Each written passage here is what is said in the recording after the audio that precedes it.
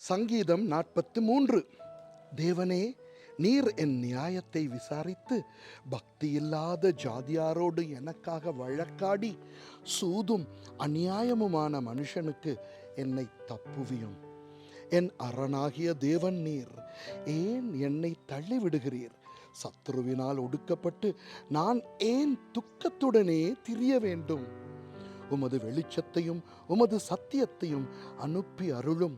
அவைகள் என்னை நடத்தி உமது பரிசுத்த பர்வதத்துக்கும் உமது வாசஸ்தலங்களுக்கும் என்னை கொண்டு போவதாக.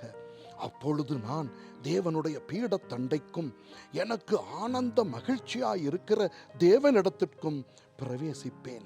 தேவனே, என் தேவனே, உம்மை சுரமண்டலத்தால் துதிப்பேன். என் ஆத்துமாவே, நீ ஏன் கலங்குகிறாய்? ஏன் எனக்குள் தியங்குகிறாய்? தேவனை நோக்கி காத்திரு.